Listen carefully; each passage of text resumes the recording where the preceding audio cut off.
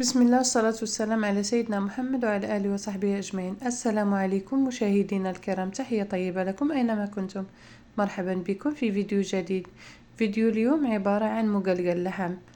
هذه الأكلة مشهورة هنا في المملكة العربية السعودية، فبتيجي ناشفة باللحم وبصل وثوم بس، بالروزميري والبهارات، فبتيجي ناشفة يعني بدون إضافة ماء أو أي شيء. تابعوا معايا الفيديو إلى الأخير. شكرا لكم على المتابعة. عندي هنا 2 بصل حبة كبار مقطعة جوانح، وعندي 4 أو 5 فصوص ثوم مفرومين بالفرامة أو باليد أو على حسب. بحطهم على النار، بعدين ما بحط معاهم زيت. لما يتحمروا شوية بحط ملح، وبعدين بحط زيت آخر شيء.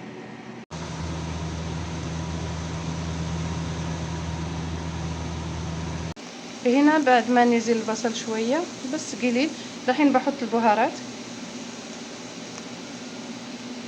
ملعقة من البهارات اللحم، ملعقة من بهارات مشكلة،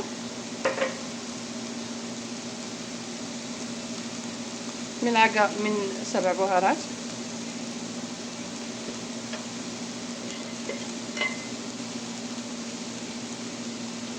نص ملعقة من زنجبيل بودرة،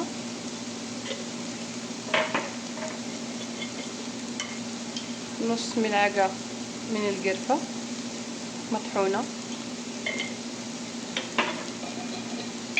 فلفل أسود على حسب الرغبة. أنا حطيت هنا ملعقة صغيرة مو مليانة،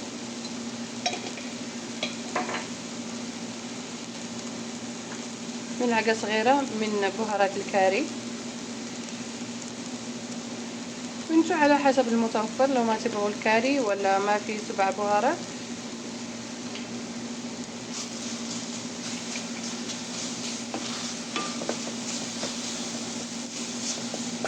انا لسه ما حطيت زيت على فكرة، عشان البصل طلق مويه حقه، عشان كده حطيت البهارات. الحين احط زيت زيتون، زيت زيتون ربع كاسة، لان اللحم اللي عندي انا ما فيه لا شحم ولا اي شيء، عشان كده حطيت كمية من الزيت الزيتون. ولو اللحم عندكم مشمح فنقصوا من كمية الزيت. الحين بحط 1 طماطم مقشر مقطوع جوانح ولا مربعات زي ما تحبوا.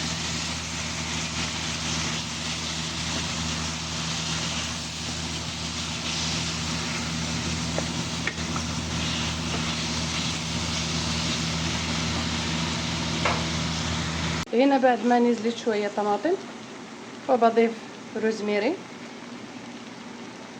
أو إكليل الجبل، وبضيف شطة على حسب الرغبة. اللي يحب يحط، اللي ما يحب ما يحط. أنا هذه كمية الشطة اللي بحب اللي حطيت، فانتوا على حسب الرغبة. الحين بضيف اللحم. أنا عندي كيلو لحم قطعته مربعات بهذا الشكل، عشان ما يجي الفيديو طويل، فانا يعني طوالي سويت لكم الطريقة. بس اللي يبغى المقادير انا بحطها في صندوق الوصف.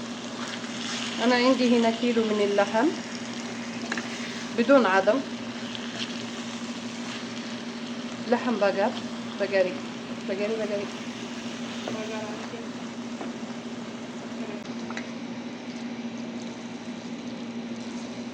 انا ما بزود مويه، بخليه مويته يسلك فيه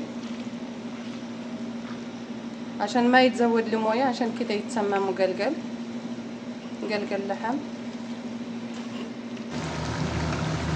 هذا مويه حقته، انا ما زودت مويه على فكره، بس الخضار واللحم هو اللي طلب مويه حقته. فبدا حين بغطي عليه وبخليه لما يشرب مويته خالص، يعني ما في مويه.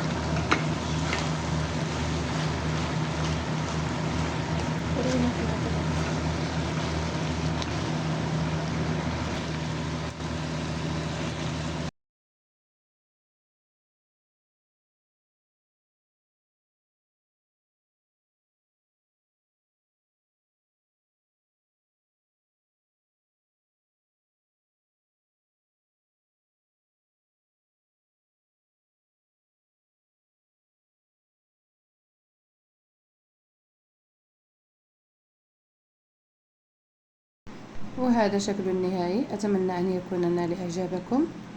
لا تنسونا في الاشتراك في القناة والضغط على زر الجرس ليصلكم كل جديد. دمتم في حفظ الله ورعايته، وإلى اللقاء في فيديو قادم بإذن الله. مع السلامة.